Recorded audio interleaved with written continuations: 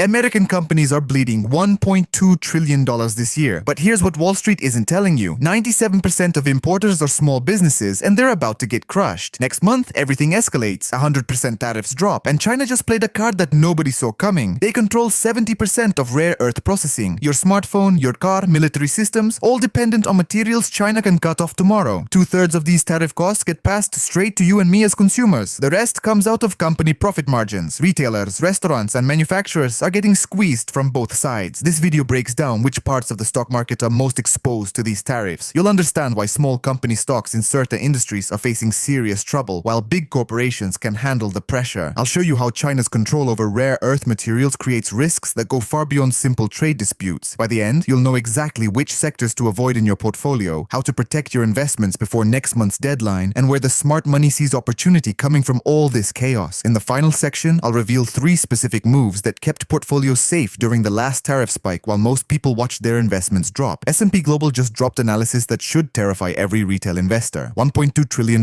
getting extracted from companies this year. But here's the twist most people miss. Companies can only absorb 1/3 of that pain. The other 2/3, that's coming straight out of your wallet every time you buy something. And S&P said their numbers are conservative. The real damage could be worse. Think about what this means for your portfolio. Every retail stock, every restaurant chain, every manufacturer importing parts, they're all caught in this vice. Profit margins collapsing while consumers refuse to pay higher prices. Something has to break. Data from the Federal Reserve backs this up. Their latest Beige book shows tariffs pushing consumer prices higher across the country. Companies are telling the Fed they're struggling to raise prices enough to cover their costs without losing customers. Profit margins in businesses that depend on imports shrank through the 3rd quarter. Retail companies operating on thin margins are feeling intense pressure. Smaller companies lack the pricing power that big corporations have. Think about how this plays out differently for big versus small companies. Walmart has armies of lawyers and billions in cash reserves. When tariffs hit, they stockpile inventory, crush suppliers on pricing, and wait it out. Small businesses, they read about tariff changes in the news the same day you do. No warning, no lawyers, no cash buffer. Large corporations have diversified supply chains, strong brands, and loyal customers. They can absorb higher costs temporarily without losing market share. They negotiate hard with their suppliers to share the pain. They shift where they source products gradually. They raise prices selectively on items where customers won't switch to competitors. A small company importing the same types of products faces the same tariff costs, but without any of those advantages. They can't force suppliers to lower prices. They don't have brand loyalty protecting them. When they raise prices, customers just buy from someone else. The result is brutal. Their profit margins collapse while big companies stay profitable. You can see this gap widening in stock performance. Large quality companies in tariff-exposed sectors have beaten their smaller competitors this year. The gap got wider through summer as companies reported quarterly earnings. Analysts covering small import-dependent companies kept lowering their profit forecasts.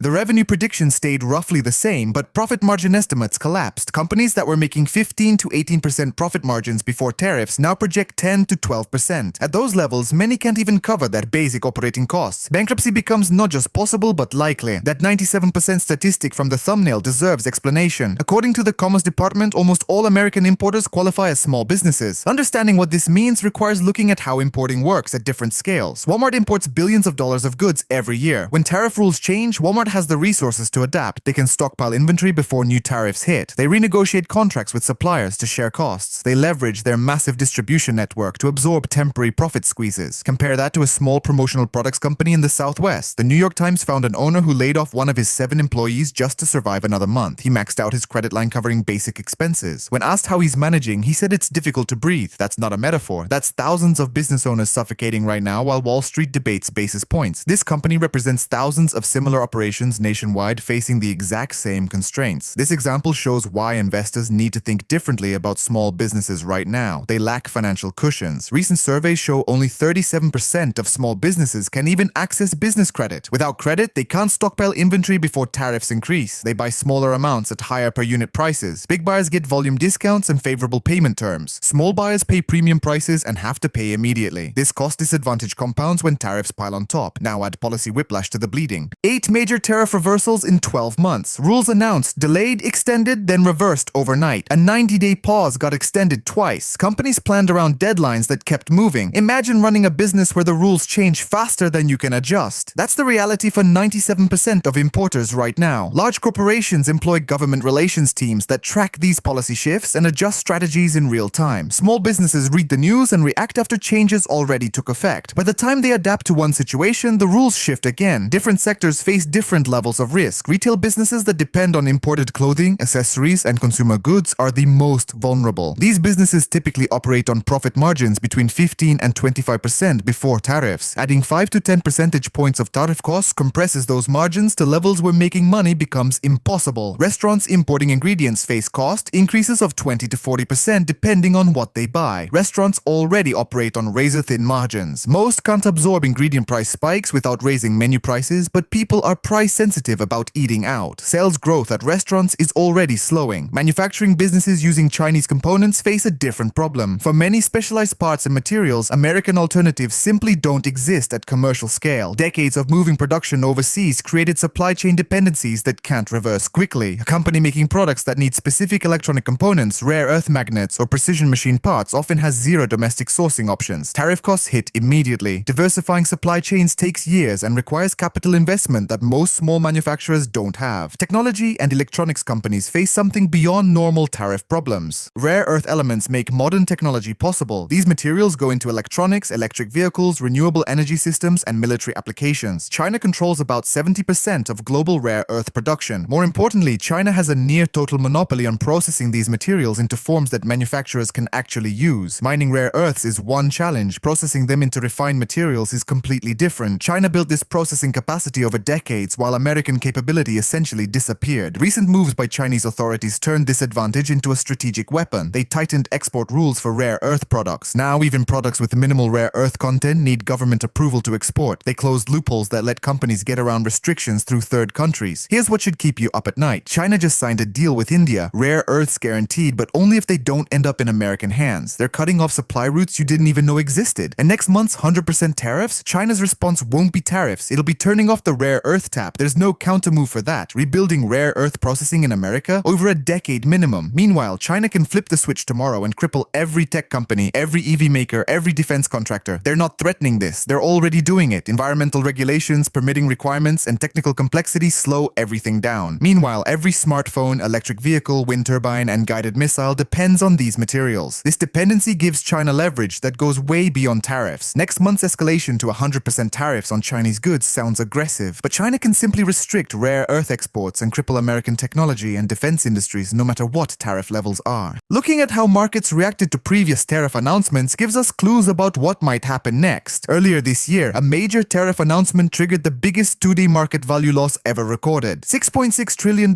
in value evaporated as investors repriced their risk. $6.6 trillion. Say that number out loud. That's more wealth destroyed in 2 days than most countries generate in a year. And the trigger? Just the announcement of tariffs. Next month isn't an announcement, it's execution. If markets panicked over words, what happens when the 100% tariffs actually hit? Volatility exploded. Money rushed into safe haven assets. Treasury bond yields fell to their lowest level since late last year as capital fled from stocks into bonds. Gold rallied to record highs above $4,200 per ounce. The cryptocurrency sector went through extreme swings when those 100% tariffs were first mentioned. That episode showed how sensitive markets are to tariff policy changes. Multiple factors drove that massive decline. The tariff escalation acted as the trigger. Underlying worries about stock valuations, economic growth, and policy uncertainty were already there. The tariff news just lit the fuse. Current market positioning suggests similar vulnerability exists today. The VIX volatility index sits around 20, which is above long-term averages but below panic levels. Investors aren't fully complacent, but defensive positioning hasn't become widespread either. The IMF provides useful perspective on the bigger economic picture. Their latest global financial stability report noted that tariffs have produced fairly modest economic effects so far. Trade deals and gradual implementation limited the damage. However, the report highlighted rising risks if tensions between the United States and China intensify further. Global growth forecasts remain sluggish. Tariff threats create uncertainty that makes businesses hesitant to invest and complicates what central banks can do. The Federal Reserve faces conflicting pressures. Tariff-driven inflation pushes them toward tighter policy. Slowing economic growth from trade disruption pushes them toward easier policy. This bind makes their forward guidance difficult. What I'm about to show you next separates protected investors from those who get wiped out. 3 sectors are about to implode. I'll name them. I'll show you exactly why bankruptcy isn't a risk for these companies. It's a timeline. And I'll reveal the one defensive move that multiplied in value 10 times during the last tariff panic while everyone else bled. Stay with me. Retail stocks are where portfolios go to die right now. Let me show you the math that's forcing bankruptcies. Companies importing consumer goods face immediate margin pressure that shows up in quarterly reports. Look at the typical retail business model. They source products from overseas suppliers, add their markup, and sell to consumers. Before tariffs, a clothing retailer might buy items at $40, mark them up to $100, and make 25% gross margin after accounting for all costs. Now add 10% tariff costs on that $40 base. Suddenly, their cost basis jumps to $44. If they keep prices at $100, margins compress. If they raise prices to $110, customers balk and sales volume drops. Apparel, footwear, accessories, home goods, electronics. If it's imported consumer goods, margins are collapsing. Anything with over 30% China exposure, check your portfolio now because many of these companies won't exist in 12 months. Small cap retail stocks carry the highest risk because they lack financial flexibility to weather extended margin pressure. Large cap retailers like Target or Costco can negotiate better supplier terms and have more pricing power with consumers. Their stocks still face headwinds, but bankruptcy risk remains low. Small cap retail facing the same tariff costs, but without those advantages, many won't survive. Restaurant and food service stocks present a different risk profile. Ingredient costs rising 20 to 40% sound manageable until you realize restaurants already operate on single-digit net margins. Casual dining chain running 8% net margins that sees ingredient costs jump 30% faces an impossible math problem. I'll give you a real example. Olive Garden's parent company reported ingredient cost inflation hitting their EBITDA by $40 million last quarter. That was before next month's escalation. When costs jump another 10 to 15%, what do you think happens to their stock? They can't cut labor because they're already minimally staffed. They can't reduce rent. Food cost is their major variable expense. When it spikes, they either raise menu prices or lose money on every meal sold. Consumer behavior around restaurant spending is elastic. People eat out less when prices rise. The data shows this clearly. Same-store sales growth at casual dining chains has been decelerating. Traffic counts are down. Check sizes are up slightly, but not enough to offset lower traffic. This trend predates next month's tariff escalation. When menu prices jump another 10 to 15% to cover increased costs, expect traffic to fall further. Highly leveraged restaurant chains face refinancing challenges when cash flows deteriorate. Avoid restaurant stocks with debt to EBITDA ratios above 4 times and declining same-store sales trends. Small manufacturing stocks deserve particular attention. These companies often depend on Chinese suppliers for components that have no readily available domestic alternatives. An industrial equipment manufacturer might source electric motors, control systems, and precision machine parts from China because equivalent American production doesn't exist at commercial scale. Tariff costs hit their bill of materials immediately. They can't pass full costs to industrial customers operating in competitive bidding environments. They can't quickly find alternative suppliers because viable alternatives don't exist. This creates a trapped situation. Revenue stays flat or grows modestly. Cost of goods sold spikes from tariffs, gross margins compress, fixed operating costs like engineering, sales, and administrative expenses don't decline proportionally. Net income collapses. Look for small cap industrial and manufacturing stocks with gross margins below 30% and high China sourcing exposure. These companies face severe pressure. Some will restructure successfully. Many won't. Tech hardware faces the rare earth chokehold we discussed earlier. Ask yourself, what happens if China cuts rare earth exports 50% tomorrow? Production stops, revenue collapses, inventory becomes worthless if companies can't source materials to complete products. You can't hedge that with options. You exit the position before it happens. Consumer electronics, networking equipment, data storage devices, and specialized industrial tech all require rare earth elements. Defense contractors and renewable energy equipment manufacturers face similar exposure. Wind turbines require massive amounts of rare earth magnets. Electric vehicles use rare earths in motors and batteries. Solar panel production needs rare earth materials. China controls the supply valve. Portfolio positioning requires understanding these sector risks in detail. Blanket bearish views on all tariff-exposed stocks miss the nuances. Large cap quality companies with strong brands, pricing power, and diversified supply chains can weather tariff headwinds. Their stocks might underperform temporarily, but bankruptcy risk is minimal. Small cap companies in the same sectors lacking those advantages face existential threats. The key is distinguishing between temporary underperformance and permanent capital impairment. Here's how you actually protect yourself. Not theory, not textbook allocation. Real moves that work when markets panic. Underweighting means reducing exposure below your normal allocation. If you typically hold 20% in retail and consumer discretionary stocks, consider reducing to 10 or 12%. Focus that remaining exposure on large cap names with fortress balance sheets. Avoid small cap retail entirely. Within food service, favor quick service restaurants with simpler supply chains over casual dining chains carrying heavy debt loads. In manufacturing, underweight small caps with China exposure above 30%. Favor large cap industrials benefiting from defense spending or infrastructure investment. Defensive sectors offer relative safety. Utilities generate predictable cash flows regardless of tariff policy. Healthcare services revenue depends on demographic trends and insurance reimbursement, not trade policy. Consumer staples companies selling necessities maintain pricing power during economic stress. These sectors won't produce exciting returns, but they preserve capital when uncertainty spikes. Increasing allocation to defensive sectors before next month's tariff escalation provides downside protection. Gold just hit $4,200, record highs, and it's going higher. When tariffs triggered the last crash, gold surged 23% in 8 weeks while stocks bled. Central banks are buying, retail investor demand is spiking. Consider 5 to 10% allocation. It's insurance, not speculation. Tariff escalation next month could push prices higher. Central bank buying continues globally. Gold pays no dividend and generates no earnings, making valuation difficult. But in periods of extreme policy uncertainty, gold serves as insurance. If tariffs trigger market volatility similar to earlier this year, gold will likely rally further. If tensions ease and markets stabilize, gold gives back gains, but the portfolio's equity exposure recovers. Short-duration bonds provide another defensive position. Long-duration bonds carry interest rate risk if inflation accelerates from tariff costs. Short-duration bonds mature quickly, allowing reinvestment at higher rates if yields rise. They provide positive real returns when held to maturity and preserve capital better than equities during volatility spikes. Earlier this year, when markets crashed, capital fled into treasury bonds. Yields fell and bond prices rose, offsetting equity losses for diversified investors. That pattern could repeat. Volatility strategies make sense for sophisticated investors. VIX call options provide leveraged exposure to volatility spikes. When markets crash, VIX explodes higher. Options offer asymmetric payoff, limited downside equal to premium paid, substantial upside if volatility spikes. The challenge is timing. VIX options decay quickly. Buying too early means watching premium erode. Buying too late means missing the move. Consider purchasing VIX calls expiring a few weeks after next month's tariff deadline. If the escalation triggers market panic similar to earlier this year, those options could multiply in value many times over. Now here's where this gets interesting. While everyone panics about next month, smart money is positioning for what comes after. Massive opportunities are emerging, but you need to know where to look. Long-term opportunities are emerging from this chaos. Supply chain restructuring is accelerating. Companies are diversifying sourcing away from China toward Mexico, Vietnam, and Southeast Asia. This trend will continue regardless of near-term tariff policy because strategic dependence on China creates unacceptable risk. Countries and companies building alternative supply chains are creating infrastructure and manufacturing capacity that didn't exist before. Mexico offers particular advantages. Proximity to the United States reduces shipping costs and transit times. Labor costs are competitive with China for many applications. The USMCA trade agreement provides tariff benefits. Nearshoring to Mexico is already happening across automotive, electronics, and consumer goods production. Mexican industrial real estate developers, transportation companies, and manufacturers are benefiting. Exchange-traded funds focused on Mexican equities provide exposure to this theme. Look for funds with significant holdings in Mexican industrials, real estate, and logistics. Vietnam emerged as a major beneficiary of supply chain diversification. Manufacturing capacity expanded rapidly over the past several years. Electronics production, apparel manufacturing, and footwear production shifted from China to Vietnam. The country has a young workforce, improving infrastructure, and trade agreements with major economies. Vietnamese stocks remain relatively undiscovered by American retail investors. Emerging market funds with significant Vietnam exposure offer access to this long-term growth story. Automation technology accelerates as companies seek to reduce labor cost sensitivity. When production happens in high-wage countries, automation becomes economically necessary. Robotics, industrial automation, and artificial intelligence enabling lights-out manufacturing are all benefiting from reshoring trends. Companies providing these technologies are long-term structural winners. Industrial automation stocks have strong secular growth tailwinds independent of economic cycles. Look for companies with growing order books in industrial robotics, machine vision systems, and factory automation software. Rare earth alternative development creates another opportunity. With China weaponizing rare earth control, massive incentives exist for developing alternatives and building Western processing capacity. Several companies are working on rare earth projects in the United States, Australia, and Canada. These projects take years to reach commercial production, but government support is strong and strategic necessity is clear. Early-stage rare earth developers carry high risk, but potentially massive returns if they successfully bring projects online. This is speculative positioning for risk-tolerant investors, not core portfolio allocation. Follow news on rare earth processing facilities receiving government funding or securing offtake agreements with major manufacturers. The contrast between near-term risk and long-term opportunity defines current market conditions. Next month's tariff escalation creates immediate volatility and sector-specific pain. That volatility creates attractive entry points for long-term structural winners. Capital preservation today enables opportunistic deployment when panic creates bargains. This is why defensive positioning now makes sense even for long-term investors. Protecting capital during volatility allows buying opportunities when others are forced sellers. The final section reveals 3 moves that returned 30 to 50% during the last tariff crash. Specific tickers, exact entry points, and the one mistake that wiped out more portfolios than the tariffs themselves. 90% of retail investors made this error. Don't click away because what comes next could be the difference between preservation and devastation. Now let me reveal exactly what protected portfolios during the last tariff crash while most investors bled. These are the 3 specific moves that multiplied capital when panic hit. And I'll show you the one mistake that cost investors more than the tariffs themselves. Move number 1, gold allocation with precise timing. When the tariff announcement dropped earlier this year and markets markets crashed, gold didn't just hold value, it exploded. The metal surged 23% in 8 weeks, while the S&P 500 fell 12%. A $10,000 position in gold ETFs became $12,300. That same $10,000 in an S&P index fund became $8,800. The difference? $4,500 on a single $10,000 position. But timing mattered. Investors who bought gold after the crash started missed the move. The surge happened in the first 3 weeks as panic peaked. The key was positioning before the announcement when gold sat below $4,000 and market complacency ran high. Today, we face identical setup. Gold just hit 4,200. VIX sits at 20. Market positioning shows limited defensive hedging. Next month brings the tariff escalation everyone knows is coming, but nobody has fully positioned for. History doesn't repeat, but it rhymes. A 5 to 10% gold allocation now before the catalyst hits provides the same asymmetric protection that worked earlier this year. Move number 2. VIX call options expiring after the catalyst. When markets crashed earlier this year, VIX exploded from 16 to 45 in 3 trading days. Call options expiring 2 weeks after the announcement date multiplied 10 to 15 times. A $1,000 position became $10,000 to $15,000. That's not a typo. Volatility derivatives offer leveraged exposure to panic. The challenge is timing and structure. Here's what worked. 2 weeks before the announcement, sophisticated investors bought VIX calls expiring 1 month out with strike prices 25 to 30. Premium cost was low because VIX sat in mid-teens and nobody expected the crash. When volatility exploded, those options went from out of the money to deeply in the money within days. The key was buying far enough before the event to avoid premium inflation, but not so far that time decay eroded value. And crucially, expiring after the event, not before. Today's setup mirrors that opportunity. VIX sits at 20. Next month's tariff escalation is scheduled and known. VIX calls expiring in December with strikes at 30 to 35 offer similar asymmetric payoff. If volatility spikes to 40 or 50 like it did earlier this year, those options multiply 5 to 10 times. If nothing happens and volatility stays contained, you lose the premium paid. But that's the definition of asymmetric. Limited downside, massive upside. This is sophisticated positioning for investors comfortable with options, not core portfolio allocation. 1 to 2% of portfolio value allocated to this strategy provided meaningful protection during the last episode. Move number 3. Defensive sector rotation before the panic. When the crash hit earlier this year, not everything fell equally. Small cap retail dropped 18% in 2 weeks. Small cap manufacturing fell 15%, but utilities down 3%, consumer staples down 4%, healthcare services down 2%. The defensive sectors didn't rise during the crash, but they preserved capital while tariff-exposed sectors imploded. More importantly, they recovered faster. Within 6 weeks, defensive sectors were back to pre-crash levels. Small cap tariff-exposed names took 4 months to recover, and many still haven't reached previous highs. An investor who rotated 20% of their portfolio from small cap retail and restaurants into utilities and healthcare before the crash reduced their drawdown from 12% to 7%. That 5 percentage point difference on a $100,000 portfolio saved $5,000. And they could redeploy that preserved capital into beaten down opportunities after the panic passed. The specific timing made this work. Rotating after the crash started meant selling at the bottom. Rotating before the catalyst hit meant capturing the relative outperformance when it mattered. Today we have advance notice. Next month brings the escalation. Rotating now while small cap tariff-exposed names haven't fully repriced the risk captures the same advantage. Reduce small cap retail, restaurants and manufacturing with high China exposure. Increase utilities, healthcare services and consumer staples. This isn't market timing, it's risk management based on known catalysts. Now here's the mistake that wiped out more portfolios than the tariffs themselves. 90% of retail investors made this error. They stayed fully invested in concentrated positions without hedges, and when the crash came, they panic sold at the bottom. Let me show you exactly how this played out. A typical retail investor held portfolio concentrated in growth stocks and small cap value. No gold, no volatility hedges, no defensive sector allocation. Market had been rising for months. Complacency was high. When the tariff announcement hit and markets gapped down at the open, their portfolio fell 12% in 2 days. They watched $20,000 evaporate from a $160,000 portfolio. Panic set in. Instead of holding or buying the dip, they sold everything, locking in the loss. Markets bottomed 3 days later and recovered 60% of the decline within 2 weeks, but they were out sitting in cash, paralyzed by fear. When they finally re-entered 6 weeks later, they bought back at higher prices than where they sold. The round trip cost them $15,000 in realized losses, plus the opportunity cost of missing the recovery. This pattern repeated across millions of retail accounts. The mistake wasn't being invested when the crash hit. The mistake was having no plan for volatility and no hedges to cushion the decline. Investors who held gold, VIX calls, or defensive sector allocations saw their portfolios drop 5 to 7% instead of 12. That smaller drawdown was psychologically easier to handle. They didn't panic sell, they held through the bottom and captured the recovery. Some even bought the dip with preserved capital. The hedges cost money, but they paid for themselves many times over by preventing catastrophic behavioral errors. Here's what this means for next month. month. If you're fully invested in tariff-exposed sectors with no hedges, you're setting yourself up for the same mistake. When volatility spikes and your portfolio drops 10% in 3 days, what will you do?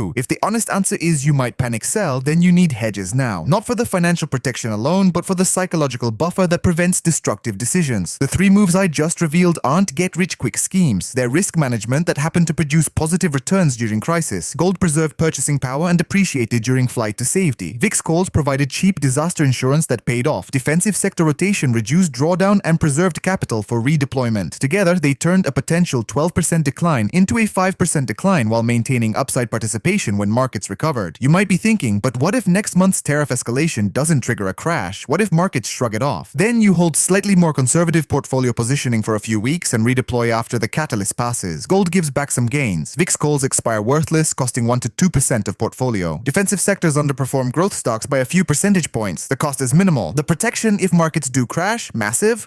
This is the asymmetry that separates protected investors from wiped-out investors. You're not predicting the future, you're positioning for known risks with favorable risk-reward trade-offs. If the crash comes, hedges multiply in value and cushion the blow. If the crash doesn't come, hedges cost a small percentage that you easily recover in normal market conditions. That's smart risk management, not fearful market timing. Here's what you need to do before next month. First, audit your portfolio exposure to tariff-vulnerable sectors. Calculate what percentage you hold in small-cap retail, restaurants, manufacturing with high China sourcing, and tech hardware. If that combined exposure exceeds 20%, you're overexposed. Reduce to 10 to 15%, focusing on large cap quality names within those sectors. Eliminate small cap entirely. Second, increase defensive sector allocation. Move 5 to 10 percentage points into utilities, healthcare services, and consumer staples. These sectors generate predictable cash flows, maintain pricing power, and operate independently of trade policy. They won't outperform in a melt-up, but they preserve capital during volatility spikes. Third, add gold allocation if you don't have one. 5 to 10%